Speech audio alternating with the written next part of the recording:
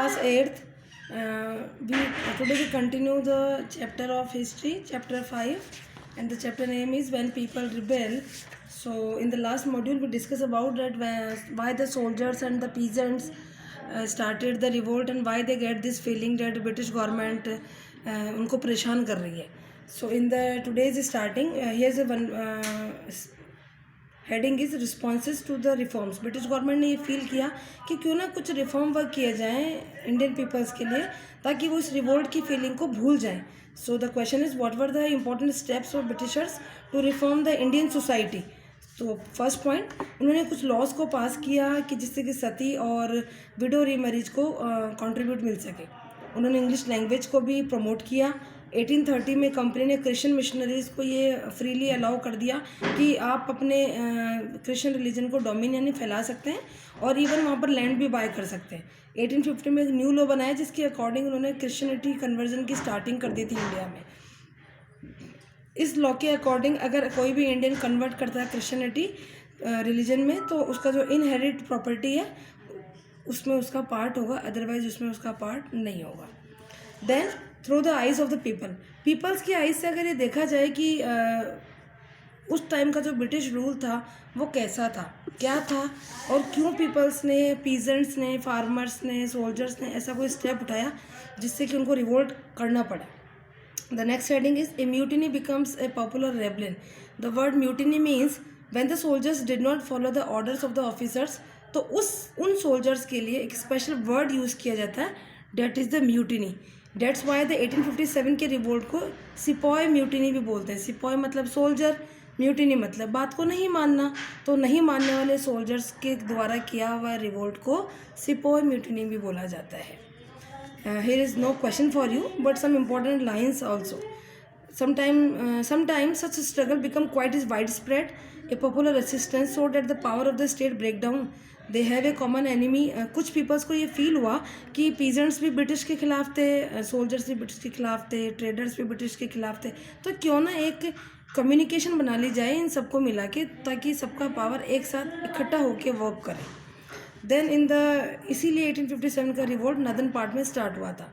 इसकी स्टार्टिंग मई 1857 में हुई थी और कंपनी बड़ी परेशान हो चुकी थी कि कैसे किया जाए. इसकी स्टार्टिंग वैसे मेरठ से कहते हैं और लार्ज नंबर ऑफ पीपल्स ने इस मेरठ के रिवोल्ट को आगे कंट्री साइड में स्प्रेड करने में हेल्प करी.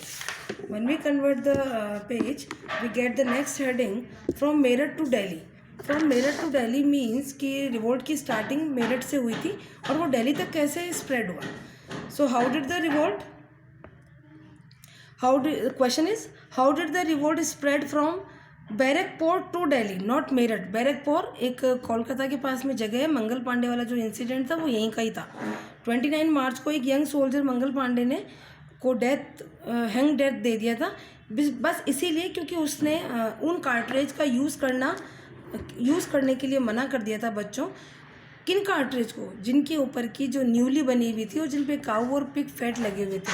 तो मुस्लिम्स ने और हिंदू दोनों सोल्जर्स ने बोला कि हम हमारे रिलीजियस एनिमल्स के फैट को माउथ की हेल्प से नहीं ब्रेक करेंगे. तो जब मंगल पांडे ने इसका अगेंस्ट हुए तो उनको हैंग टू डेथ दे दिया गया.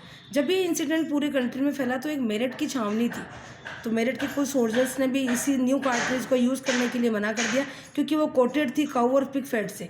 85 सिपाही थे जिनको कि डिसमिस कर दिया गया सर्विस से और सेंटेंस 10 ईयर के जेल, 10 साल के लिए जेल भेज दिया गया. तो for disobeying their officers की बात को नहीं मानने के लिए. After that this happened on 9 मई को हुआ था ये सब कुछ. सो ऑन 10 में the soldier march to the jail in Meerut.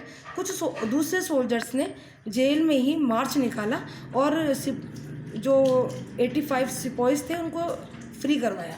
They attack and kill the officers. उन्होंने अटैक किया और ब्रिटिश ऑफिसर्स को मार डाला. उन्होंने गन्स ले ली, एम्यूनिशंस ले ली, मतलब कि बारूद वगैरह लिया और बिल्डिंग को आग लगा दी और ब्रिटिश प्रॉपर्टीज़ को भी नुकसान पहुंचाया. और डिक्लेयर वार ऑन द फिरंगीज उस टाइम ब्रिटिश पीपल्स को बोला जाता था कि फिरंगी कौन होते थे. After that when they move to the Delhi, वो दिल्ली पहुंचे और उन्होंने ये सोचा कि लीडर किसको बनाया जाए. So the soldiers had declare the leader of revolt as Bahadur Shah Zafar. Then the सिपाही of Meerut rode all night.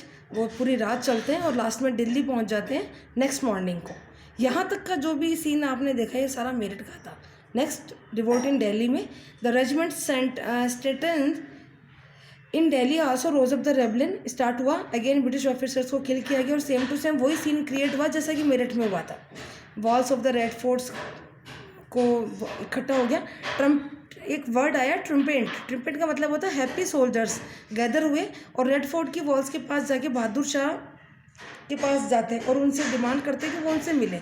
बहादुर शाह को फोर्स किया जाता है कि भाई आप हमारे लीडर बन जाइए, प्रोक्लेम द बहादुर शाह की as there leader. Bahadur Shah उनकी बात पहले तो नहीं मानते हैं लेकिन बाद में उसको एक्सेप्ट कर ही लेते हैं क्योंकि उनके पास कोई ऑप्शन नहीं होता। Then in the next paragraph Bahadur Shah को जैसे ही लीडरशिप का ऑफर मिलता है और वो उसको एक्सेप्ट करते हैं, वो एक स्टेप उठाते हैं कि कंट्री के सारे चीफ्स और रूलर्स को एक लेटर जॉट डाउन किया जाता है कि वो सब फॉरवर्ड मतलब आगे आएँ और एक कॉन्फिडेंसी ऑर्गेनाइज की जाए ताकि इंडियन स्टेट्स की, ताकि ब्रिटिश गवर्नमेंट के साथ फाइट करने में थोड़ा ईजी रहे। बट कुछ चीफ्स ने, स्मॉल चीफ्स ने इस चीज़ को फॉलो नहीं किया। बट क्यों नहीं किया? So for this is a question, why did the small rulers and chieftains not support Bahadur Shah Zafar?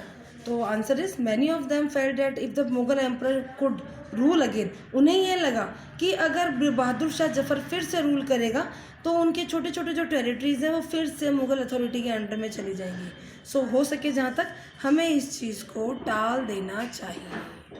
Then the British government को ये एक्सपेक्ट नहीं था कि जो कार्ट्रेज वाला इशू था वो इतना ज़्यादा क्रिएट हो जाएगा, लेकिन बहादुर शाह जफर के डिसीजन से उनको सिचुएशन बहुत ड्रामेटिकली लगी, मतलब बहुत क्रिटिकल लगी और इस चीज़ से परेशान होकर उन्होंने बहादुर शाह जफर को जैसे भी करके दिल्ली वगैरह में, मेरठ वगैरह में रिकंट्रोल किया और बहादुर शाह को जेल में डाल दिया। Okay, I hope you understand till here and read this chapter till here. If you have any doubt call me.